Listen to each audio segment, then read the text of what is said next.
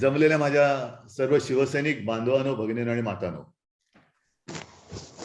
बऱ्याच दिवसानंतर आपण पुन्हा एकदा भेटतो आहोत आणि तुम्हाला सर्वांना कल्पना आहे की एकामागोमाग एक काही ना काहीतरी घटना अशा घडतायत की नाही म्हटलं तरी मला एका जागी बसून राहावं लागलं. गेल्या वेळेला आपण भेटलो होतो, त्याही वेळेला शिवसंपर्क मोहीम राज्यभरामध्ये आपण राबवणार होतो. इथेच वर्षामध्ये भेटलो होतो. ती बैठक झाली न झाली आणि एका आठवड्याच्या आत कोरोनाची दुसरी लाट आली.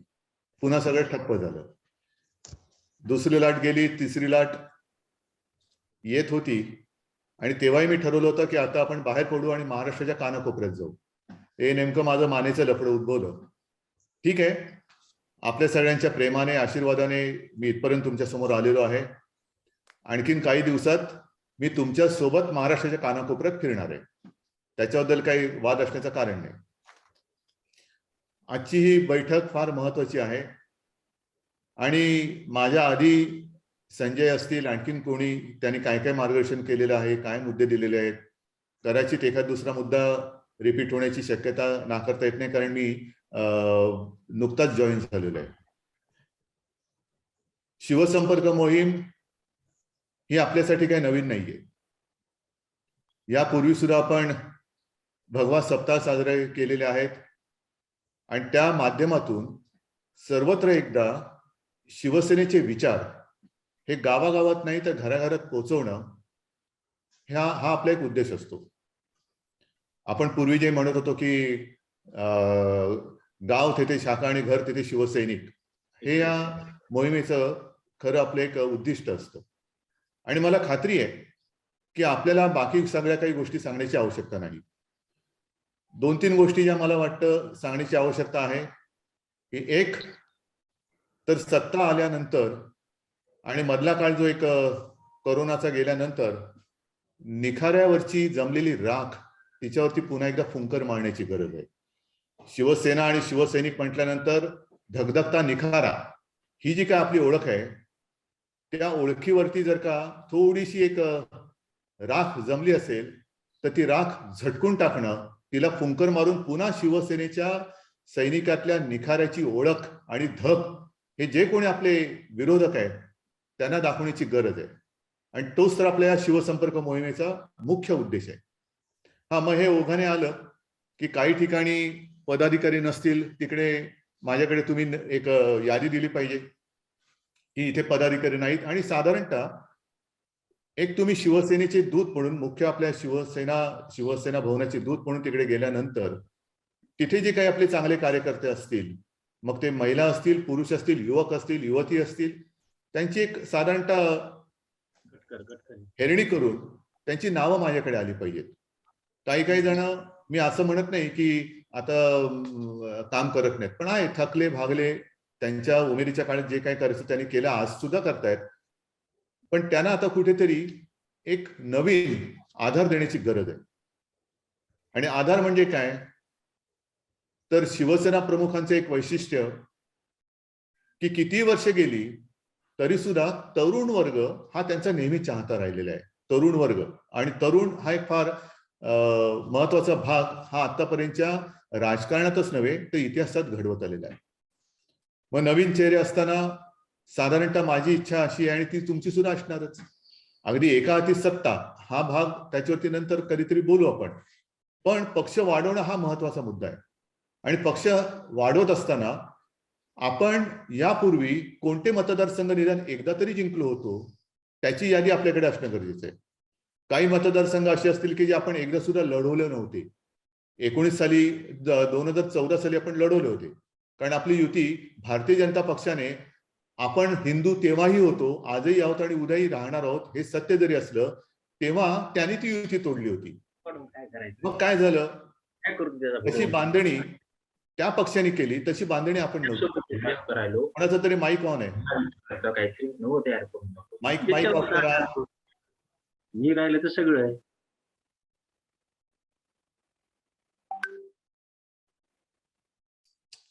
हा, तर त्यांनी तशी बांधणी केली होती, आपण केली नव्हती. मग आजपासून सुरू करा. जे मतदारसंघ अगदी परंपरागत भारतीय जनता पक्षाकडे होते आणि आहेत, तिथे आपला माणूस का नाही उभा राहत? आपल्याकडनं महिला चांगली का नाही कार्यकर्ते उभी राहत? शोधा त्यांना. शोधा म्हणजे काय असं तांदूळातून खडे निवडण्यासारखे नाही, ते समोरच असतात. पण काही वेळेला आपलं दुर्लक्ष होतं. तर मला पुढच्या वेळेला त्याही मतदारसंघामध्ये एक जिंकू शकण्याची शक्यता असलेला उमेदवार पाहिजे. ते सुद्धा काम तुम्हाला या शिवसंपर्क मोहिमेत करावी लागेल. की कुठे कुठे भारतीय जनता पक्षाकडे कोणते मतदारसंघ होते, कोणत्या आत्ताच्या याच्यामध्ये सुद्धा कोणते मतदारसंघ आता त्यांच्याकडे आहेत, युतीमध्ये सुद्धा, आणि तिथे सुद्धा आपले उमेदवार समर्थपणाने जिंकू शकतील अशी तयारी आपली आजपासून असली पाहिजे. या सगळ्या झाल्या संघटनात्मक गोष्टी. मग सदस्य नोंदणी आली, मतदार नोंदणी आली, आता निवडणुका तोंडावर आहेत. मी पूर्वी सुद्धा सांगितलं होतं की आपण लोकसभा, विधानसभा आणि काही महापालिका सोडल्या तर कोणत्याही निवडणुका तशा फारशा गांभीर्याने घेत नाही, लढत नाही. आता तसं करून चालणार नाही. भारतीय जनता पक्षाचं जे एक स्वप्न आहे, पंचायत ते पार्लमेंट, म्हणजे त्यांना कोणीही दुसरा या देशामध्ये सत्तेच्या ठिकाणी असताच कामा नये, हे जे काही त्यांचं धोरण आहे त्याला आतापासूनच आपल्याला काटछळ दिला पाहिजे. पंचायत ते पार्लमेंट म्हणजे आपल्याच अंगठ्याखाली, आपल्याच बुडाखाली संपूर्ण देश असायलाच पाहिजे, या अट्टहासाने ते चाललेले आहे. आणि ही मला असं वाटतं पुढच्या एका घातक हुकुमशाहीची नांदी आहे. ही एका हुकुमशाहीची नांदी आहे. हे आपलं हिंदुत्व नव्हतं. मी दसऱ्या मेळाव्यात सांगितलं होतं की आम्ही हिंदुत्वासाठी राजकारण करत होतो, हे राजकारणासाठी हिंदुत्व घेत आहेत. हा एक महत्वाचा आपल्यातल्या आणि त्यांच्यातल्या हिंदुत्वाचा फरक आहे.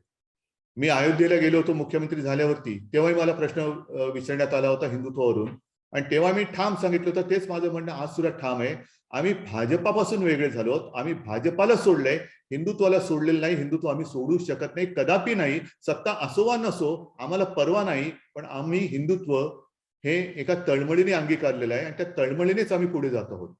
हा एक महत्वाचा फरक आहे. मग काय करायचं? मला एक गोष्ट जी सांगावीशी वाटते ती हीच आहे की जसा समोरचा शत्रू आहे, शत्रू हा शब्द कदाचित राजकारणामध्ये अयोग्य असेल, पण विरोधक म्हणा पाहिजे तर, त्याच्या पहिल्या ज्या काही कुरापती चालतात, त्याची जी काही ज्याला काय म्हणतो स्ट्रॅटेजी आहे ती ओळखा. मग भारतीय जनता पक्षाची स्ट्रॅटेजी काय आहे? एक तर स्वतः काही केलंय असं काही सांगता येत नाहीये.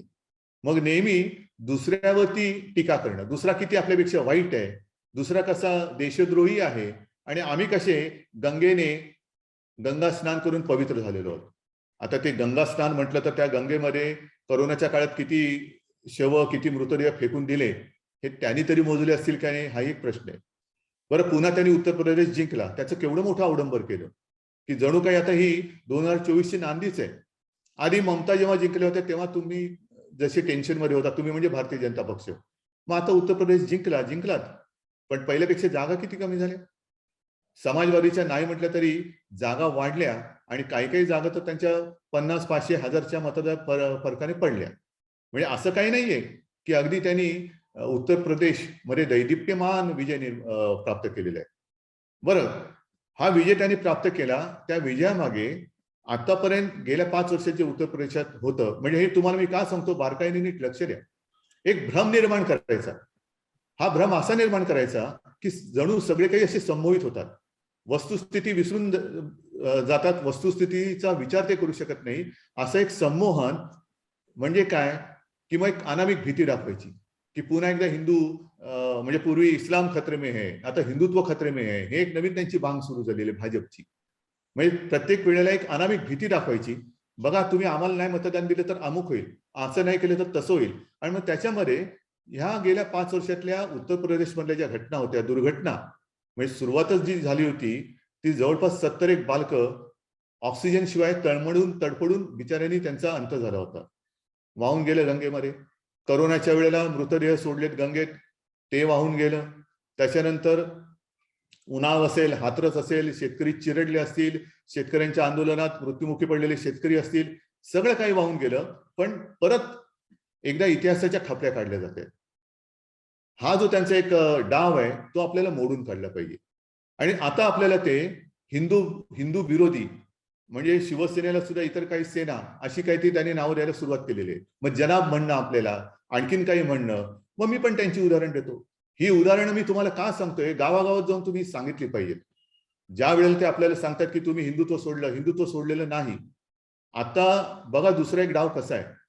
मध्येच काही कारण नसताना एमआयएमनी महाविकास आघाडीला ऑफर दिली युतीची. काय संबंध आहे? कधी दुरान्वयाने तरी आम्ही एमआयएमच्या बाजूला येऊ शकतो असा विचार कोणीतरी केलेला आहे का? पण जो डाव म्हणतो मी, तो डाव हाच आहे की एमआयएमनी ऑफर द्यायची आणि मग त्यांनी सुरुवात करायची, भाजपने भडीमार सुरुवात करायचं. बघा एमआयएम बरोबर जाणार, एमआयएम बरोबर जाणार. पहिला मुद्दा म्हणजे शिवसेना ह्या एमआयएम बरोबर जाणं, जे औरंगजेबाच्या थडग्यावरती डोकी टेकतात त्यांच्यासोबत जाणं, मेलो तरी जाणार नाही एवढी आमची कडवट हिंदुत्वाची निष्ठा असताना हा प्रश्न मध्येच उकरायचा आणि आम्ही कसे हिंदुत्वापासून दूर चाललेलो आहोत हे दाखवायचं. आम्ही एवढे काही मूर्ख नाही आहेत, अजिबात नाही. आम्ही भारतीय जनता पक्षासारखे सत्तेसाठी लाचार नाही. एमआयएम बरोबर जाणं कदापि शक्य नाही. ज्याप्रमाणे अफजल गुरुला फाशी देऊ नका म्हणणाऱ्या मेहबूबा मुफ्ती बरोबर ह्यांनी जी काय मांडीला जी काय सत्तेसाठी मांडी घाशी केली होती, तेवढा निर्लज्जपणा शिवसेनेत कदापि येणं शक्य नाही. मी तो येऊ देणार नाही, अजिबात नाही. सत्ता मिळत असली तरी एमआयएम बरोबर आम्ही जाणार नाही. पण हा जो त्यांचा एक डाव आहे की शिवसेना आता मुस्लिम धार्जिणी झालेली आहे. मुस्लिम धार्जिणी कोणाला म्हणायचं? कोण म्हणणार?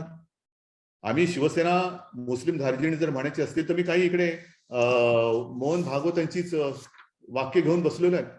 मग मला किंवा आणखीन कोणाला तुम्ही जनाब म्हणणार असाल तर भाजपवाल्याने विचार, ही वक्तव्य तुमच्या RSSच्या प्रमुखांनी केलेली आहेत, त्यांना तुम्ही काय म्हणणार? काय मोहन भागवत यांच्या पुढे काय खान बिन काय जोडणार आहात? काय जनाब म्हणून जोडणार आहात? आधी हिंदुत्व म्हणजे काय हे पूर्ण समजून घ्या. अब्दुल कलामला पाठिंबा हा दिला होता, नाव कोणी सुचवलं होतं? कोण होते अब्दुल कलाम? पण तुमच्याकडे असलेले मुसलमान हे सगळे गंगाजलाने आंघोळ केलेले लोक आहेत आणि आमच्याकडे तर तसं आम्ही काय लांगुल चलन केलेलं नाहीये. पण तरी सुद्धा केवळ तुमची सत्तेची स्वप्न आम्ही चिरडून टाकली म्हणून आम्ही जर का मुस्लिम धार्जिणे होणार असू, जे कदापि नाही आहोत, तर मोहन भागवत यांची जी काय वक्तव्य आहेत हे पहिले सावरकरांवरनं आपल्याला शिकवतात.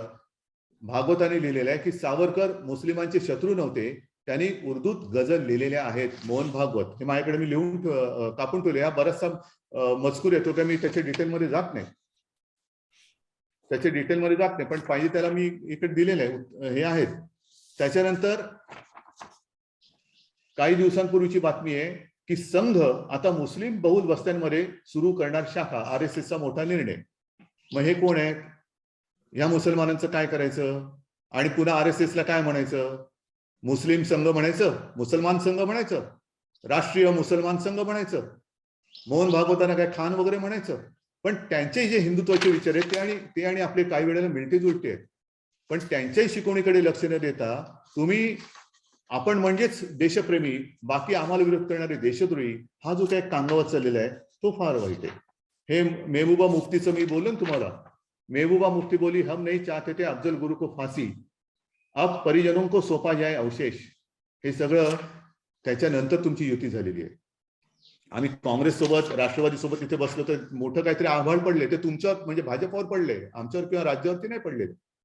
पण आम्ही एखादी गोष्ट केली तर ती वाईट, आणि तुम्ही जर का केलं तर एक आदर्श नमुना.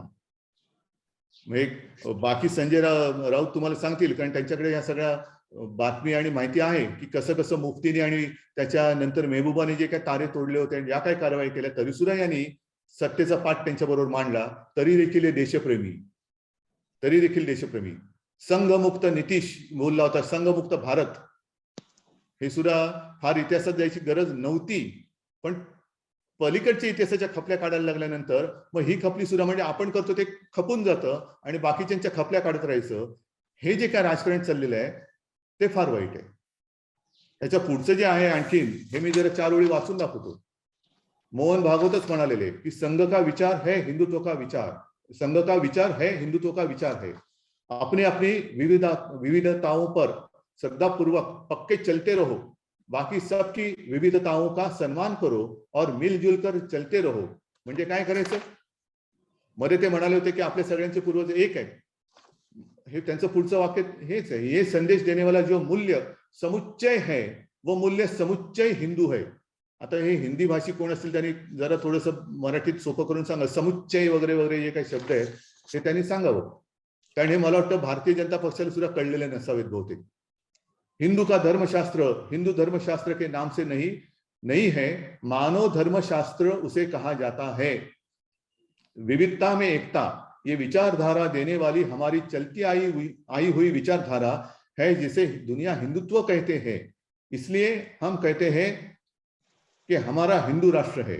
हिंदू राष्ट्र है इसका मतलब इसमें मुसलमान नहीं चाहिए ऐसा नहीं है.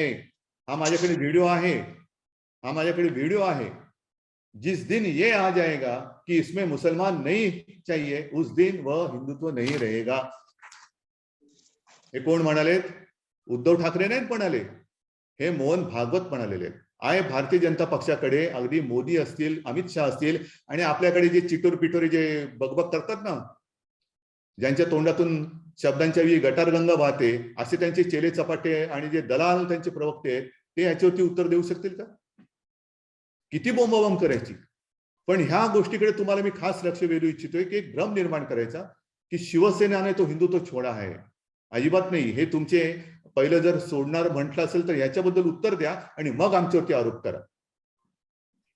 हिंदुत्वावरती मला असं वाटतं की एक दिवस कदाचित असं पण येईल की हिंदुत्वाचे बाप आम्हीच आहोत हे सुद्धा म्हणायला कमी करणार नाही. हिंदू धर्म आम्हीच स्थापन केला असे म्हणतील तो त्यांचा मानसिक आजार असेल, बाकी दुसरं काही नाही. पण इथपर्यंत त्यांची मजल गेलेली आहे की आपला तो बाब्या आणि दुसरा तो गुंड. म्हणजे काल संजयनी अग्रलेख संजय चांगले लिहिले. मी तर आज सांगितलं होतं की अग्रलेखाच्या कॉपीज आपल्या सगळ्या बाहेरून आलेल्या सैनिकांना द्या. आणल्यात का? देताय का? द्या जरा. म्हणजे त्याच्यावरती जे भ्रष्टाचाराचे आरोप जे आपल्यावरती होते आता संजयनी चांगली त्यांची धाबे दणावून ठेवलेले आहेत. म्हणजे आम्ही खाल्लं म्हणजे खात नाहीच, पण दुसऱ्याने खाल्लं तर शेण आणि त्याने खाल्लं तर श्रीखंड, हा जो एक प्रकार आहे ना, हा सुद्धा लोकांच्या नजरेसमोर मांडला पाहिजे. अनेक जण मग त्या मुंबई बँकेच्या असतील, इतर बाबीमध्ये सुद्धा ह्यांचे नुसते जबाब घेतले तरी यांची तळपायची आग मस्तकात जाते. जबाब घेतले तरी, स्टेटमेंट घेतलं तरी अन्याय झाला, लोकशाहीचा खून झाला. किती गोष्टीपर्यंत जायचं? खोटं नाटं. आपल्यात काय मधल्या काळात काय झालं, अधिवेशन सुरू होण्याच्या आधी हे कालचं छगन भुजबळांनी त्यांच्या घरी सर्व पक्षीय आमदारांना जेवायला बोलवलं होतं आणि तेव्हा हाच विचार चालला की हे काय चाललेलं आहे. तर मी स्पष्ट मत मांडलं की भाजप आणि आपल्यात फरक काय. तर आपल्याला निदान शिवसेनेला आणि आता राष्ट्रवादी काँग्रेस आपल्यासोबत म्हणून त्यांनाही तो झाला असेल की आपण खोटं नाही बोलू शकत. हा गुण आता अवगुण व्हायला लागलेला आहे. पण म्हणून खोटं बोला असं माझं अजिबात म्हणणं नाही. कारण खोटं बोलून जर का जिंकायला लागत असेल तर मग त्याच्यासारखं दुसरं दुर्दैव नाही. आणि सत्यमेव जयतेच्या ऐवजी असत्यमेव जयते हे आपल्याला घोषवाक्य करावं लागेल. जर भारतीय जनता पक्ष अशा पद्धतीने लढत राहून जिंकायला लागला तर ते सत्यमेव जयते फोडून टाका आणि असत्यमेव जयते हे ब्रीदवाक्यात लावा. हे भारतीय जनता पक्षाचं आता कारस्थान हे पुढे असं चालू राहिलं तर या अशा अनेक गोष्टी आहेत. पण काही जर का तुम्हाला विचारतील की का मधल्या काळामध्ये आपण विधानसभेत गोंधळ घातला म्हणून 12 सदस्यांचं निलंबन केलं होतं.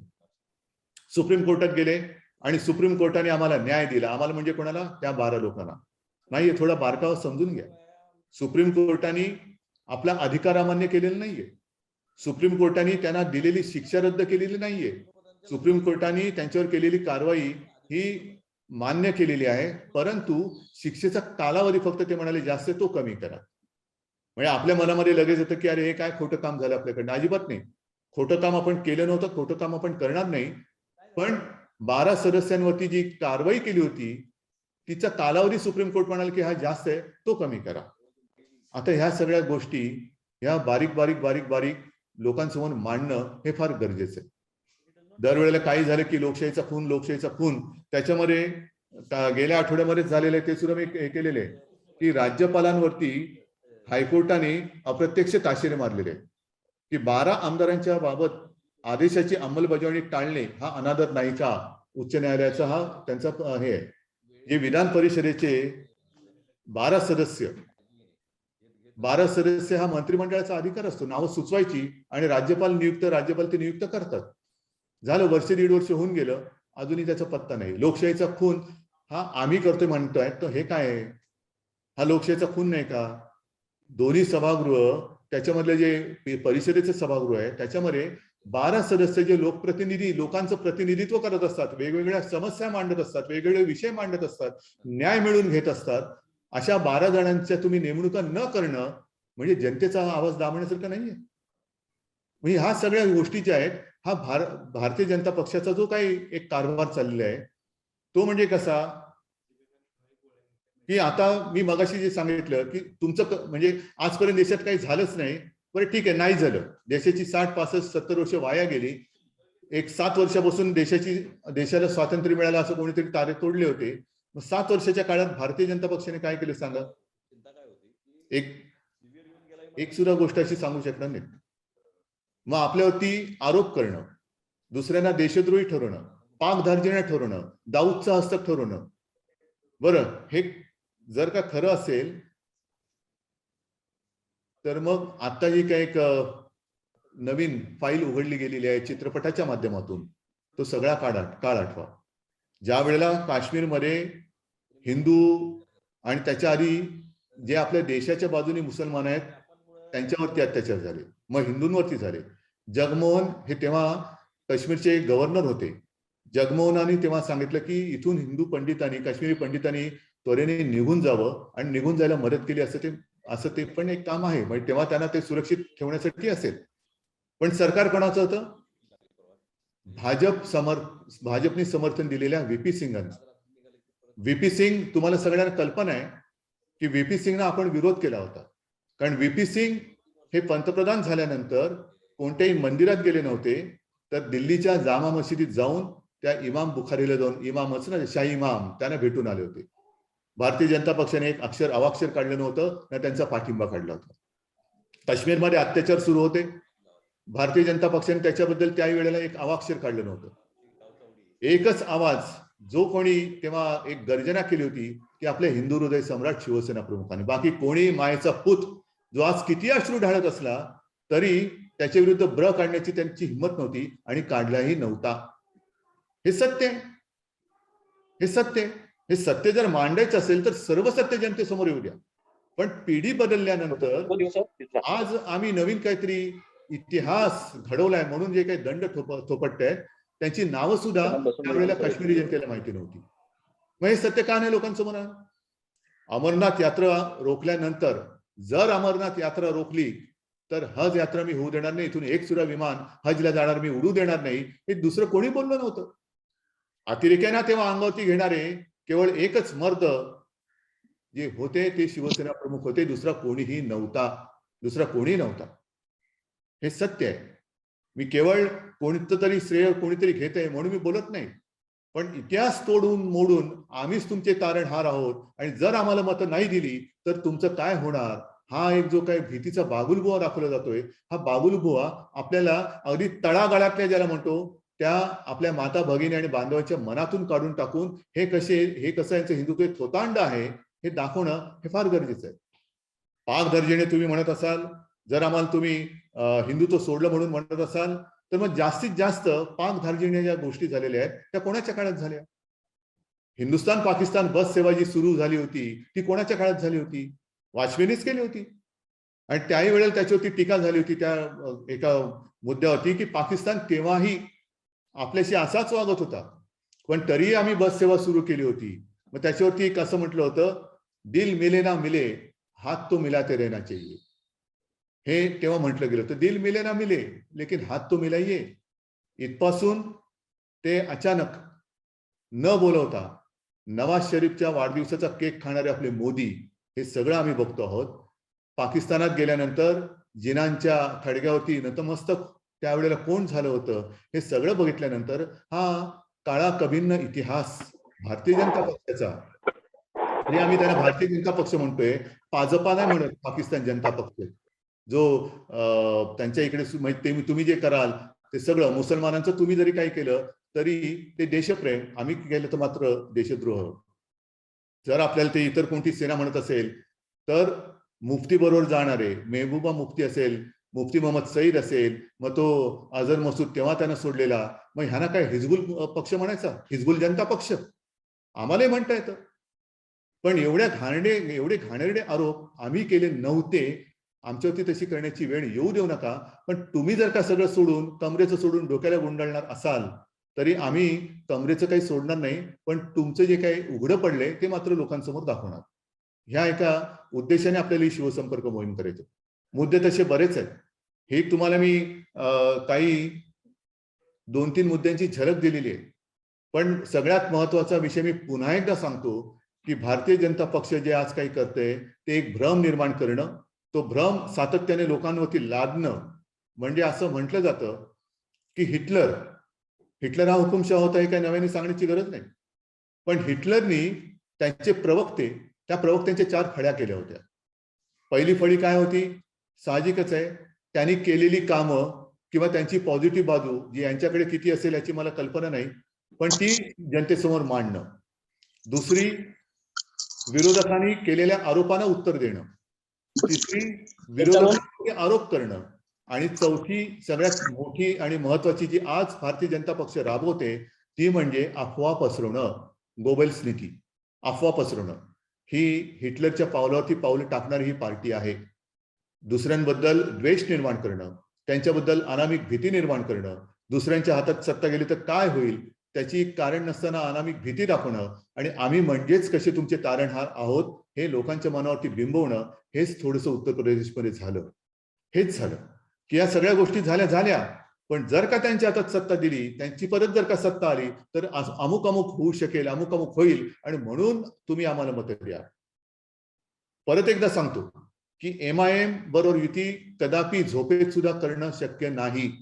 पण आम्ही MIM ची जी काही ऑफर आलेली आहे, मला 100% खात्री वाटते की MIM ची ऑफर सुद्धा भाजपकडनं आलेली आहे. कारण MIM ही आता भारतीय जनता पक्षाची बी टीम आहे, हे आता सर्व देशाला कळलेलं आहे.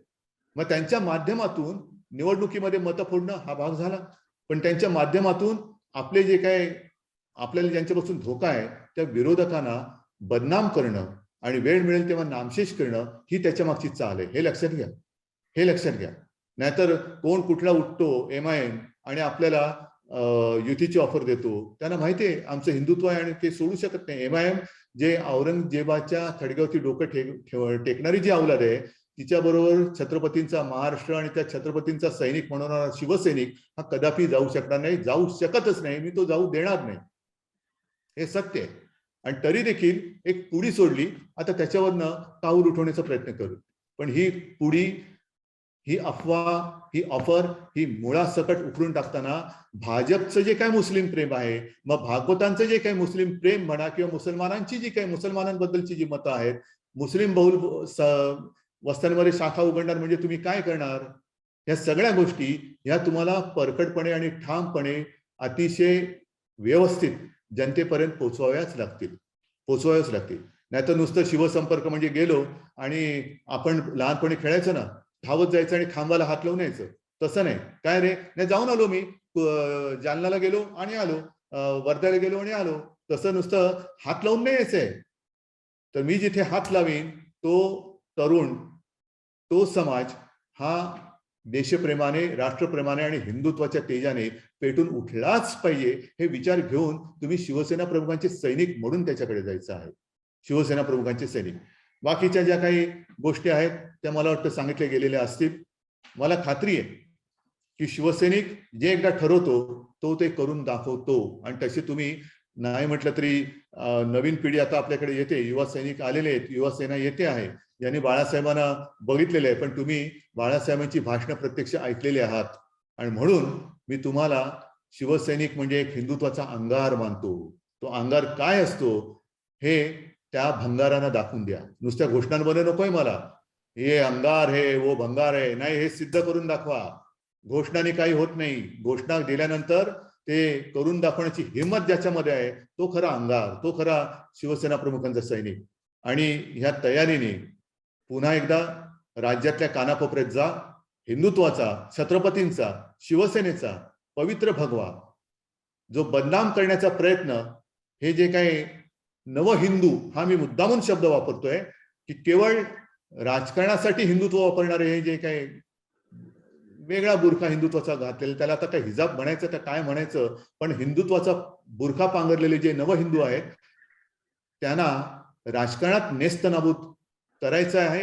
आणि मला खात्री आहे की ते काम, पवित्र काम, राज्य वाचवण्यासाठी आणि देश वाचवण्यासाठी तुम्ही सर्व शिवसैनिक केल्याशिवाय राहणार नाही. बस जे काय माझ्या मनामध्ये होतं ते आज बोललेलो आहे. याच्या पुढे सुद्धा तुमच्या सोबत खांद्याला खांदा लावून महाराष्ट्र मी पिंजून काढणारच आहे. पण तूर्त हा जो काय कार्यक्रम आहे तो महाराष्ट्र, पूर्ण देशाने बघितला पाहिजे की महाराष्ट्र विचाराने कसा धगधगलेला आहे, विचाराने कसा पेटलेला आहे. आणि या ज्वलंत विचाराच्या महाराष्ट्राच्या नादी न लागलेलं बरं हे दिल्लीकरांना सुद्धा कळलं पाहिजे. एवढीच अपेक्षा तुमच्याकडनं करतो. सर्वांना शुभेच्छा देतो. जय हिंद, जय महाराष्ट्र. राजकारणातील प्रत्येक अचूक बातमीचे सर्वात आधी अपडेट्स मिळवण्यासाठी सरकारनामाच्या सर्व सोशल मीडिया प्लॅटफॉर्मला लाईक, फॉलो आणि सबस्क्राईब करा. तसंच सर्व नोटिफिकेशनसाठी बेल आयकॉन प्रेस करायला विसरू नका.